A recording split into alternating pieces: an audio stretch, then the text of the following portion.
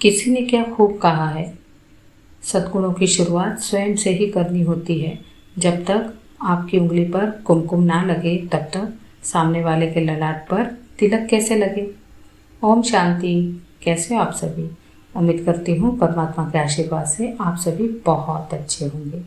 आजकल हम लोग देख रहे हैं कि परिवार में रहने वाले सदस्यों में भी तालमेल नहीं है, आपस में बातचीत नहीं है।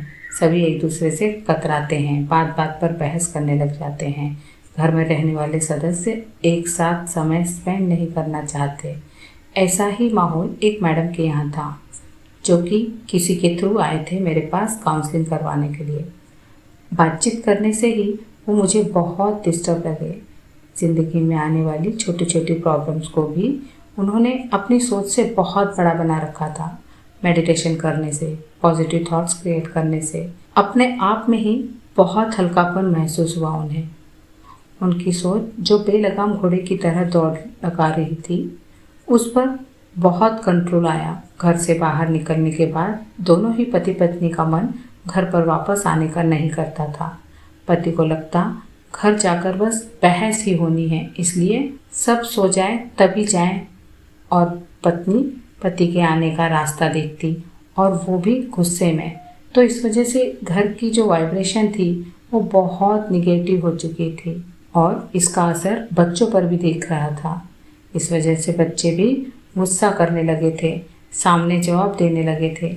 मैडम ने मेडिटेशन करना स्टार्ट किया। उसके कुछ ही दिनों बाद उन्होंने व्यर्थ और नेगेटिव थॉट्स पर बहुत कंट्रोल कर लिया, जिसके कारण घर की वाइब्रेशन पॉजिटिव होने लगी थी। अब बच्चे भी आपस में प्यार से रहने लगे थे, और पति देव भी घर जल्दी आने लगे थे। और जो घर युद्ध का मैदान बन चुका था ना, वो अब स्वर्ग बन रहा था। वो घर मंदिर बन रहा था। बहुत से लोगों की भ्रांति है कि ओम शांति वाले परिवार से अलग कर देते हैं। जी, ये एक भ्रांति ही है, क्योंकि ओम शांति वालों का मानना है कि आप अगर लक्ष्मी नारायण की पूजा करते हो तो उनके गुणों को आत्मसात करना ही सही मायने में उनकी पूजा करना माना जाएगा।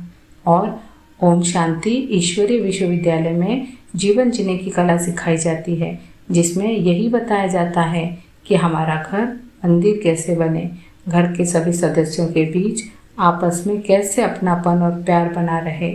सोचने पर मजबूर करती है ये बात। अगर हम ऐसी जगह जाएं तो निश्चित ही हम स्वर्णिम युग के निर्माण में अपना योगदान कर रहे हैं। ओम शांति।